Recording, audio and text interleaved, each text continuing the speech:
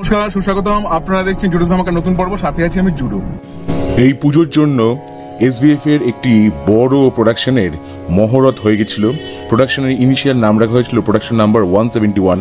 প্রসেনজিৎ চট্টোপাধ্যায়, অনির্বাণ ভট্টাচার্য অভিনয় করবেন এই ছবিতে এবং পরিচালকের নাম হিসেবে আমরা দেখেছিলাম রাহুল মুখার্জির নাম। এই ছবির শুটিং শুরু হওয়ার কথা থাকলেও আপাতত তা স্থগিত হয়েছে, কারণ পরিচালককে ফেডারেশন, আমাদের এখানকার ফেডারেশন 3 মাসের জন্য ব্যান করেছেন।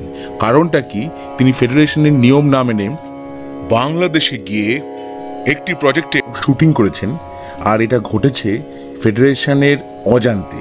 সেই জন্য 3 মাসের জন্য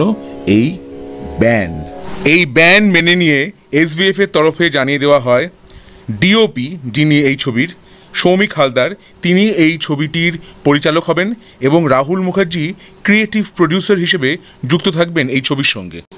কিন্তু এখন যা শোনা যাচ্ছে, যেহেতু তিনি ব্যান্ড হয়েছেন, তাই কোনোভাবেই এই ছবির সঙ্গে তিনি যুক্ত থাকতে পারবেন না। 3 মাসের জন্য তিনি ব্যান্ড। তাহলে এই ছবিটির ভবিষ্যৎ কি হতে চলেছে? প্রযোজনা সংস্থা কি রাহুল মুখোপাধ্যায়কে বাদ দিয়ে এই ছবি শুটিং করবে, নাকি অন্য কোনো সমাধান বেরিয়ে আসবে? এখনও জানা যায়নি গরুডন ছবির বাংলা রিমেকের কি অবস্থা হতে চলেছে। তবে যাই ঘটুক, সব আপডেটস আপনাদের সঙ্গে আমি শেয়ার করবই। তা আজকের ভিডিওটা এখানেই খতম।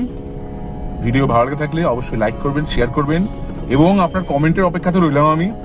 পরের পর্বে ফিরছি নতুন কোনো চমক নিয়ে, নতুন কোনো ধামাকা নিয়ে। হ্যাস্টালা ভিস্টা, জুডোস ধামাকা।